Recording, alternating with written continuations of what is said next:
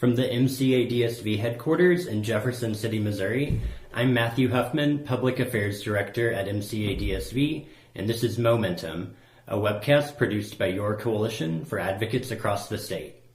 In this episode, I'm going to be speaking with Nora Mosby and Gail Reynoso, Member Services Specialists here at MCADSV. Nora, Gail, welcome.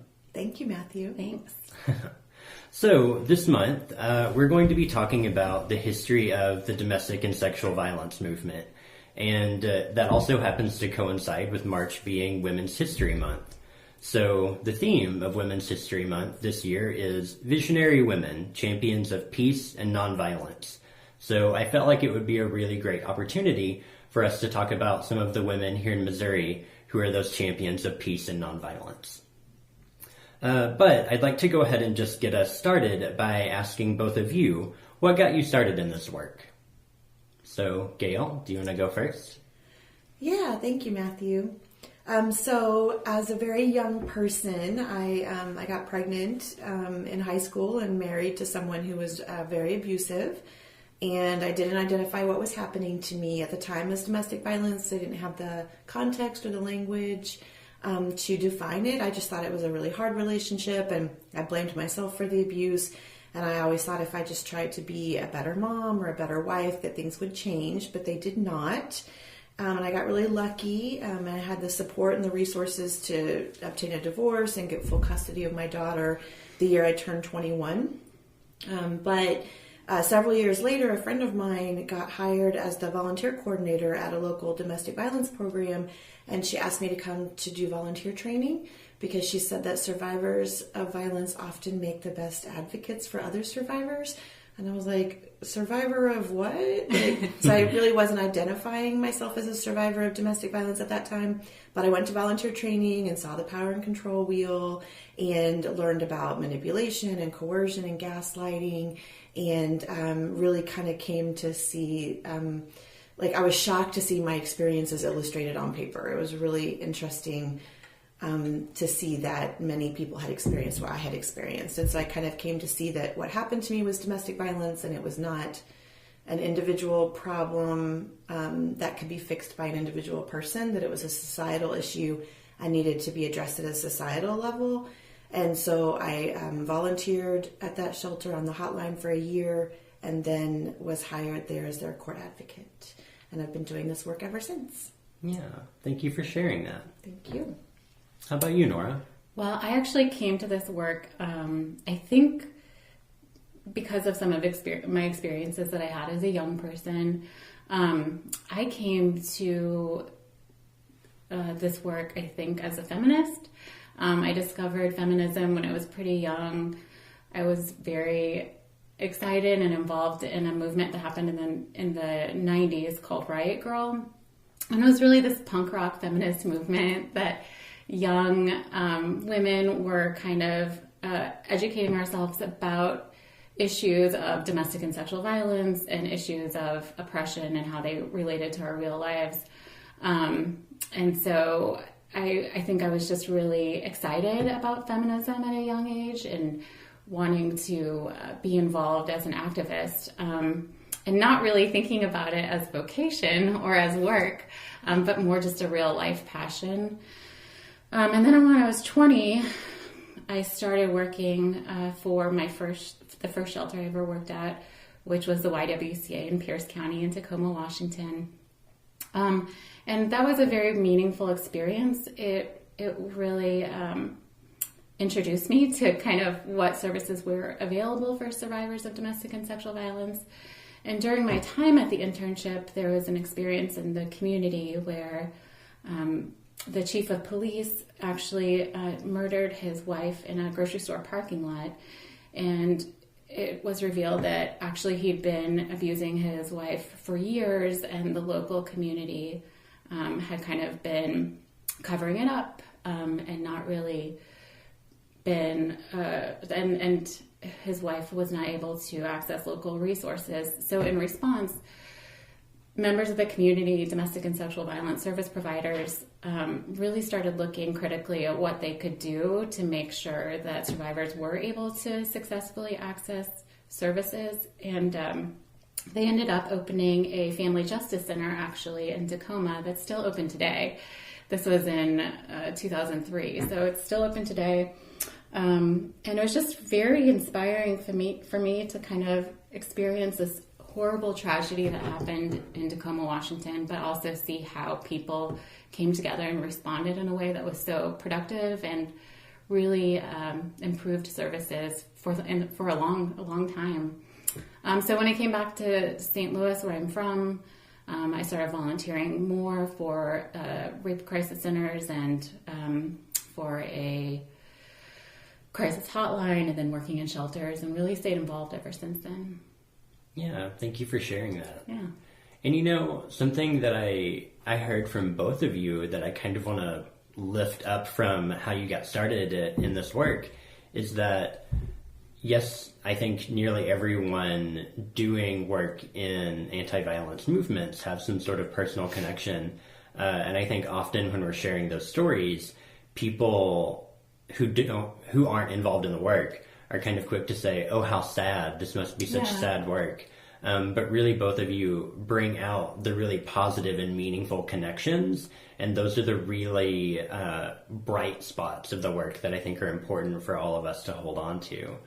So thank you for sharing those. Yeah, and certainly there are sad days and there are sad things that you go through, but I think it's really important to celebrate successes that you have, and to really focus on some of the positive experiences that you have as an advocate.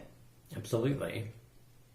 So thinking about those successes, I know that in early 2018, the two of you traveled around to the different regions and facilitated conversations at regional meetings about changing times of the work and where we've been, where we're headed. So can y'all talk a bit about what those conversations were like? Yeah, absolutely. So we really kind of wanted to identify what issues that advocates were dealing with in their local programs, and how times are changing and what issues are changing. And kind of to frame that conversation, we started just by talking about the movement to end domestic and sexual violence, and how a lot of formalized programs are only maybe 40 years old. And this movement in its current iteration is really relatively new. And so we started talking about kind of the changes, or some of the, I guess, ways that the movement has developed over the last 40 years, and identified what the values and philosophies of our movements were. And it was really interesting to hear what people identified as the values of our current movement. And they really talked about valuing survivor leadership and ensuring that our work is survivor-led and survivor-centered. They talked about empowerment and confidentiality being incredibly important. Really talked about justice and gaining justice for survivors. Talked about equality, about increasing inclusivity of services, and really recognizing that the abuse that survivors were seeking services for is not what defines them, and that survivors have whole lives, and to really connect survivors to resources based on who they are as whole people. And then we just talked about social change too, and how important social change is to this movement. Some people did talk about prevention, which was interesting, and just wanting to make a difference was really important for people. Yeah. Gail, was there anything that really stood out for you in those conversations with advocates? And I think what was interesting is they were really identifying core values that have sort of been in existence since the beginning. I think that this current, as Nora was saying, the current movement really is rooted in feminism and social justice and equity. But I think over time, again, sort of we can move away from looking at it as a social justice movement and get bogged down in looking at individual cases and individual survivors and individual injustices. And so again, sort of what they did at these regional meetings was really back up and out and look at this as a social change movement, and that it is a movement rooted in these core philosophies around empowerment and survivor leadership and social justice and equity, which I thought was really cool. Yeah, absolutely. And so we asked people to kind of, as we were thinking about what emerging challenges they were facing in their programs, to think about how they could stay true to these values and to these philosophies as they were kind of confronting the new frontier. So we kind of developed a list of things that people could do to kind of stay true to these values as they were dealing with new challenges. And then we also connected kind of the work that had happened in the movement and talked about some big successes. And we developed a timeline to kind of go through what has happened in the movement. And that really came from Gail. She really wanted us to do this timeline because it had been important to her. Do you want to talk about that? Yeah, so I remember early in my advocacy career, again, working as a court advocate, going to an MCADSV event and seeing on the wall this legislative timeline. So I think someone had used maybe flip chart paper to create this long timeline showing all the legislative important milestones in the domestic and sexual violence movement in Missouri. And so as a young advocate, I was standing in front of this timeline staring at the milestones, and I was looking 1992, 1993, 1994, and seeing things like first ever state funding for domestic violence shelters or filing fees disallowed for orders of protection. And I'm thinking wow, that's the year I was 17 and pregnant and my boyfriend started emotionally abusing me. Or that's the year my husband hit me for the first time. Or that's the year I filed for divorce. And while I never ended up doing an order of protection, it felt really good to see on that timeline that someone had fought for me to not have to pay filing fees if I had done an order of protection. That those were things I would have needed or might have needed. And that there were people, even in those moments of my life, as a young person experiencing intimate partner violence, I felt so alone. And I felt so isolated, and I'm looking at this timeline years later and realizing that there were people here at this coalition and at our member programs who were fighting to keep me safe, who didn't even know me, but who were fighting to keep me safe, who were working to hold individuals like my intimate partner accountable for their actions, who were working to change Missouri laws. And so all those years later, I felt an incredible connection to the movement that I hadn't even known was happening. And so for me as a survivor in this work, looking at where we were and where we are and how we came here and acknowledging that has been work that has been done by survivors, by survivor advocates, and by advocates and community members together over a course of time really just solidified for me that that we are a movement and that my place as a survivor is in this movement. So I was really excited. So I was excited about the milestones timeline, but of course Nora is the one who actually did the work to make it happen. So Nora created this beautiful timeline for us to take to the regional meetings that illustrated different pieces of the movement, different milestones in the movement. And then as regional meeting attendees, we were able to look at these milestones and think about where we were when these things were happening in our personal lives and our professional lives. And it was really cool because at some of the regional meetings, there were people who've been in the movement for 30, 40 years who were looking back when the first rape crisis centers were developed or when the first domestic violence shelters were opened in Missouri. There are still people in this movement who were here for that. And then we have people who are coming in now, brand new to the movement, who are bringing in with them pieces of the work that weren't existent before. So the use of technology to stalk, for example, that did not exist 40 years ago.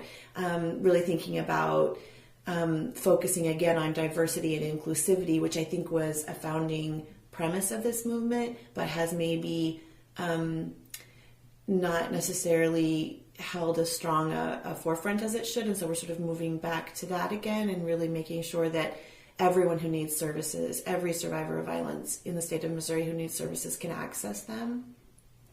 So it was a really wonderful experience to see the timeline that I personally experienced and meant so much to me, to see Nora recreate that and sort of redevelop it and then utilize it at these meetings was really cool.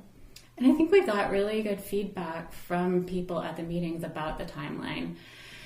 And I know just for myself personally, when I was an advocate, I got a lot of inspiration and motivation to keep going because I could kind of place the work that I was doing with individual survivors in the context of a larger movement for social justice and for social change. And so it was really important to me when I was an advocate to connect with MCADSV and be involved in things that were happening at a statewide level, and to pay attention also to what was just going on at the national level and with national legislation and national programs. And so when I was an advocate, it really helped me kind of stay mindful of things that were happening outside of some of the really tough days that I was having at work. I want to stick with this conversation of connection for a moment, because something that I heard both of you say in really kind of talking more about what you found from these regional meetings, and both what you feel really connected with, is just this idea of, isolation is a true thing for survivors when their abusive partner is using it as a tactic of abuse. Isolation is a real thing for a lot of advocates at programs, and sometimes feeling disconnected from their coworkers, from their communities. And we also know that can really quickly lead to burnout for a lot of advocates whenever you don't feel like you have that connection and support system. So I want to be able to expand on that for advocates at our programs and for folks listening. What are some of the ways that advocates at our member programs can be connected to one another? How can they be connected to the coalition? How can we really build that network and support system? So I think one of the most important things that we offer here at the coalition in terms of opportunities for connection are the regional meetings that Nora and I are talking about today. So those regional meetings are held across the state multiple times a year in all 7 of our regions. And they offer an opportunity for advocates to get together, to talk about their successes and their challenges, to participate at a statewide level in the work of the coalition, to hear what we're doing here, like in terms of legislation and public policy, and for them to give us information that we take to the statewide level to represent them, to make sure their voices are carried forward. So I think those regional meetings are just a place to relax, to connect, to be with people who are struggling the same struggle you're struggling. So I'd say those are one of our most important opportunities for connection. And we're also available to provide kind of technical assistance. So we are here for you every day of the week.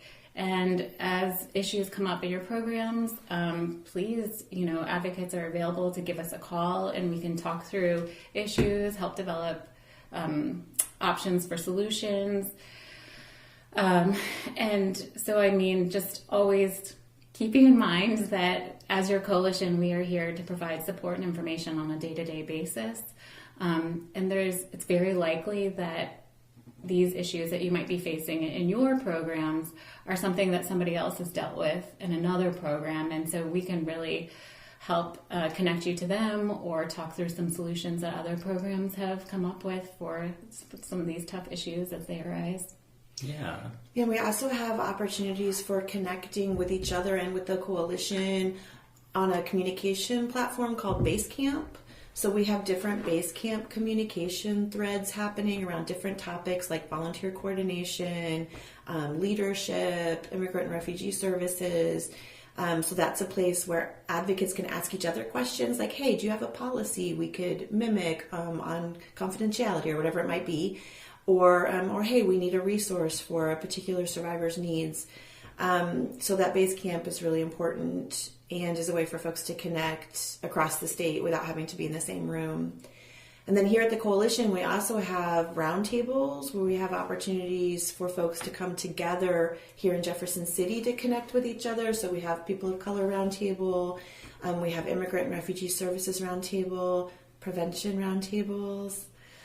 So folks who are doing similar work can come together. And at some of those roundtables, we invite community partners to come as well. So it's not just advocates, but maybe attorneys, healthcare providers, other individuals who are working at the intersections of domestic and sexual violence and other needs. So that's an opportunity to connect. We also have an email listserv that every member is encouraged to join. And so on our email listserv, we send out a weekly email called the Weekly Roundup, just informing people of upcoming trainings, of jobs, just things that would be relevant to their work. And then every month we put out a newsletter called The Latest that really talks about new and interesting things happening here in Missouri around the work to end domestic and sexual violence. So that listserv is a great opportunity. And then we have our conference that we do every other year that brings together people from around the state and just highlights some interesting things that are happening in different communities, and is in a time to get together and talk about what's going on and build relationships. Yeah, and we have a social media presence, right, Matthew? We do. We do, and I really appreciate both of you mentioning our different communication platforms and ways that we try and really keep members connected to one another and to the Coalition. And as y'all were giving those examples, it really made me go back and think about our mission statement of uniting Missourians with the shared value that rape and abuse must end, and that we advance that through research, education, public policy, and alliance. And so really focusing on that core area of alliance, connecting with our members, connecting with our allied professions, and those other folks who we know play an important role in this social change work, and really looking at it as a shared value and community-wide issues of our state. So yeah, those are really great examples. Connect with us on all of our channels. So I want to shift gears just a little bit and ask both of you just some more personal questions. You know, it is Women's History Month, and in this conversation around visionary women, I'm interested to hear from you both. Who are women who have inspired you in your lives, both personally or professionally?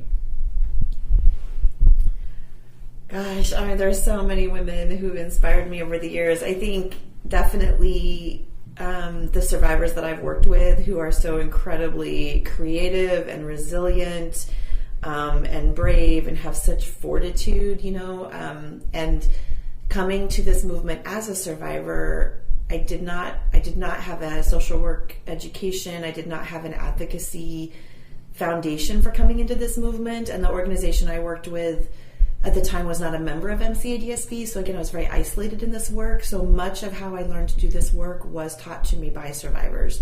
And I'm really, really grateful for the experiences that they shared with me and for their patience and their willingness to help me learn as an advocate. So they definitely inspired me to learn more, to do better, to grow every day.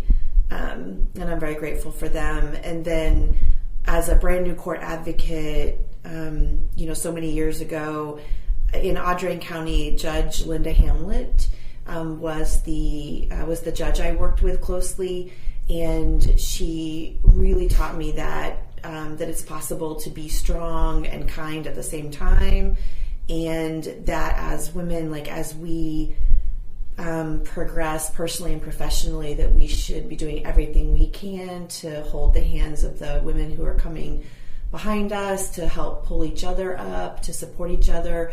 And so, as a really young, kind of uneducated advocate, she spent a lot of time teaching me about court procedures and about the law.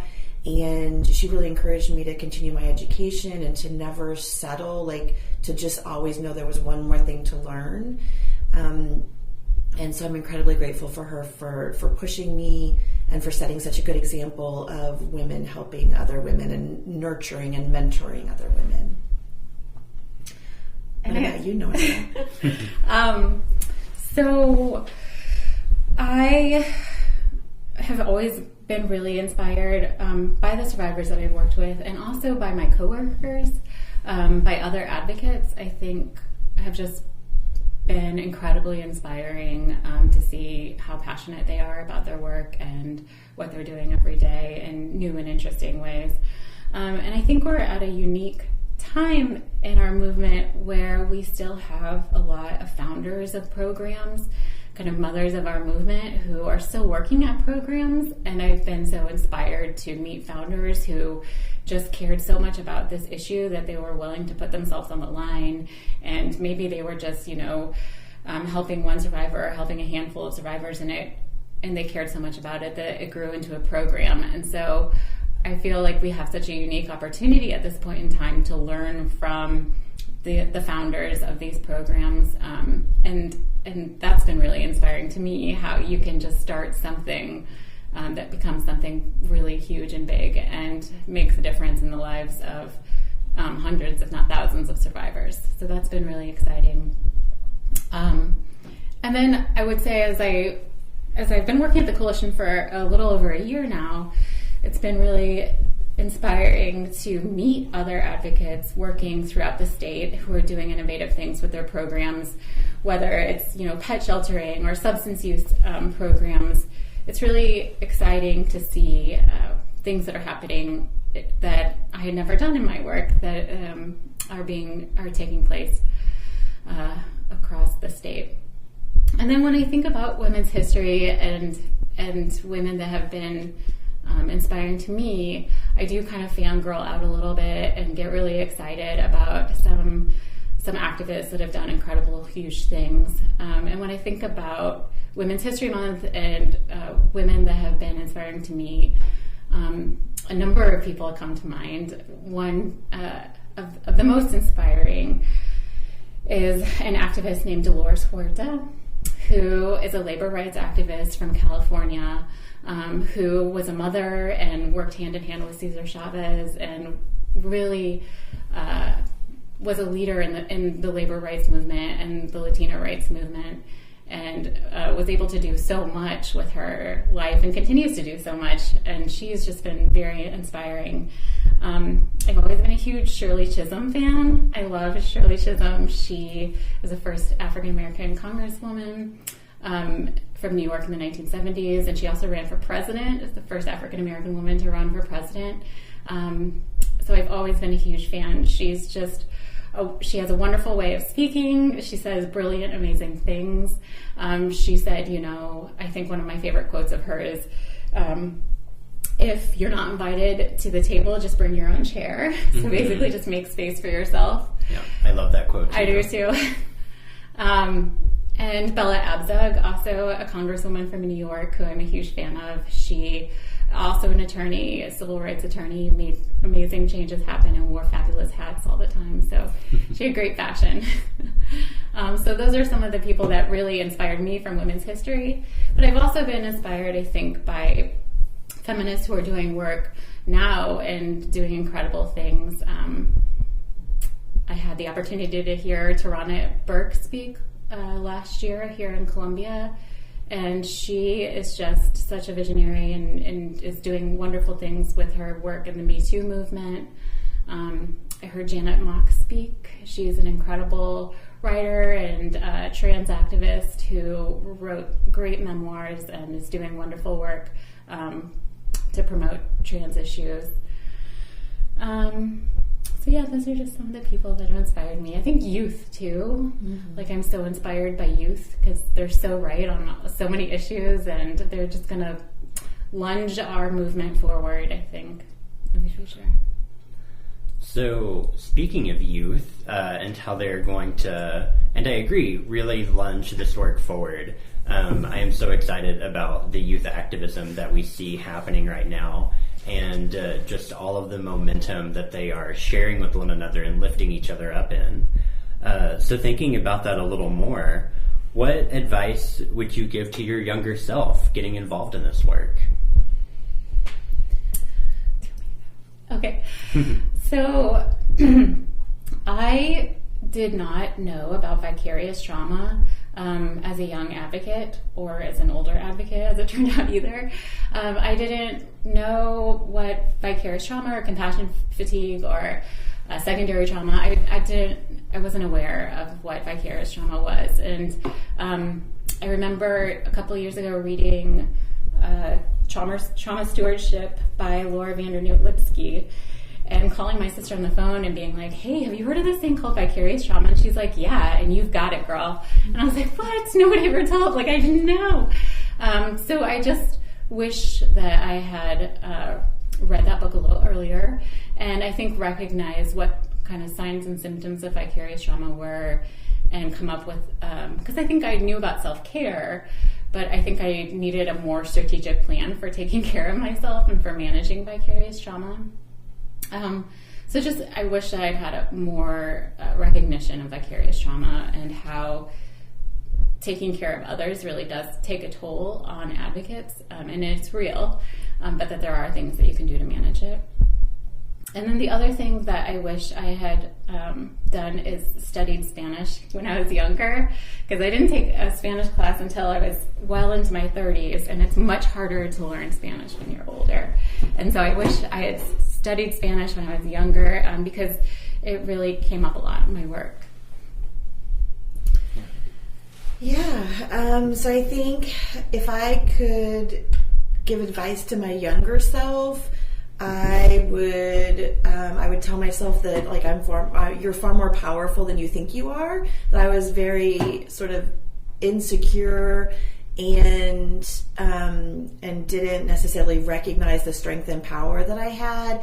I didn't know a lot about privilege and didn't recognize at the time how much privilege I had or how to actually effectively utilize that in this movement to make change. And then also, I think one of the strongly held cultural beliefs in the United States is around independence, and that you should be able to do things on your own, that you shouldn't need anyone. We don't necessarily celebrate vulnerability and connection to others. And so I think as a survivor coming into the movement, I had this very strong, like, do it on your own, don't tell anyone, that sort of mentality. And then so I brought that in as an advocate as well, like, don't ask for help, just march forward. And so I think, again, advice to my younger self would be, to recognize your power and privilege, to connect with others, and to know that you don't have to do this work alone, that you're a part of something bigger, that you should not fight that. And I would also tell my younger self to slow down and try to remember that this work is a marathon, not a sprint. So I remember one thing I always said when I was younger, I would work very long hours, and I would say to myself, you can sleep when you're dead. And at some point that caught up with me, and at about the time I turned 40, I discovered I was very, very, very tired, but I didn't want to stop doing the work. And so I wish I had paced myself a bit more and relied on other people, that you do not have to do everything by yourself. So I would tell myself to slow down, to spend more time also thinking and processing and reflecting, because there were a lot of lessons I could have learned if I had taken the time to truly reflect on the things that were happening. But I just quickly went, from one thing to another without stopping to think and learn and reflect. So I would tell myself to slow down, and sometimes it's just okay to breathe and just to be, which I'm getting better and better at over the years, but wish I had been doing for the last 20, because I would probably be a lot less tired if I had worked on sustainability early on in my career versus working on it right now. So yeah. So I want to take this one step further and broaden it out just a little bit, and also go back to what we were speaking to earlier in terms of the importance of connection. So what advice would you also give to this next generation of advocates coming into the work? I think for me as an advocate, it was really meaningful to connect with the larger movement to end domestic and sexual violence, and to, like Gail said, know that I wasn't alone in this work, and that there was so much support available for me as an advocate. So I would encourage advocates to take advantage of those opportunities, to connect with other people in our community, to connect with the coalition here at the state level, and to connect with kind of larger movements happening at the national level as well. That can be very, I think, inspiring and can also really sustain the work that you're doing when you're having those really hard days or really tough days, to know that, what you're doing is part of a larger movement for peace and justice, and that every little thing you're doing is contributing to the movement to end domestic and sexual violence. So. Yeah, absolutely. I would definitely tell advocates new to the movement and advocates who've been in the movement for a long time to reconnect with the history of the movement, to check out the timeline. I know it will be available online, so you can see the timeline that we've created, and to really think about the work that was done before you, that kind of created the platform on which we stand now, and to really honor that many of those people are still doing this work today, all those years later. And then to know that you bring, as new advocates to this movement, you bring new energy, new ideas, new philosophies, new vision, and that's really important to combine with the work that's been done with these strongly held core values that haven't changed over all of these years, but that we can take this even farther, and that we can only do that together. And so, to reach out, to know that you are part of this coalition, that we are made up of you as members. So in essence, we are your coalition. This is your coalition, and the work we do here, you're part of that. And you can, as Nora said earlier, call us anytime, connect with us, connect with your fellow advocates, connect with people who are doing work at the intersections of poverty and racism and immigration and disabilities and LGBTQ rights and all of the additional spaces, because survivors are living in those spaces every day. And if our focus remains solely on domestic and sexual violence, then we're really missing the additional needs of survivors and the spaces we could be working in. So those would be my other pieces of advice. Yeah, those are great pieces of advice. And I particularly really like the way that both of you talked about we have to keep and honor the history of this work and celebrate those milestones and our successes in social change, while also keeping a really critical eye now in how the field of advocacy is changing, and that in order for our work to really be inclusive and equitable, we do have to look at all those intersections. That's both, I think, an exciting and a new time for the work, and it's also a really great way to think about how the really innovative work that is happening now at those intersections are going to be something that we can celebrate as a success in the future too. Yeah, that's a great point, Matthew, that someday, 30, 40 years from now, other people will be looking at a Milestones banner and thinking about the work that we were doing. Yeah. And I think that's a really exciting thing too, that there will come a time when we will be the folks who made milestones happen. And I think that speaks to why it's so important to know our history, because if we look back 40 years ago, there were no rape crisis centers, there were no domestic violence shelters. And so much can be achieved. We have over 100 rape crisis centers and domestic violence shelters, domestic violence programs here in Missouri now that have just developed over the last 40 years. So I think knowing our history can inform us of how far we can take our work in the next 40 years. Yeah, there will be things happening in the next 40 years that we can't even imagine today, right? Just like there was a time when no one imagined state funding for domestic violence shelters, or no one imagined that there would ever be a time when we didn't have to pay for orders of protection. Right. And someday there will be amazing things happening that we can't even imagine now that we will have helped to create.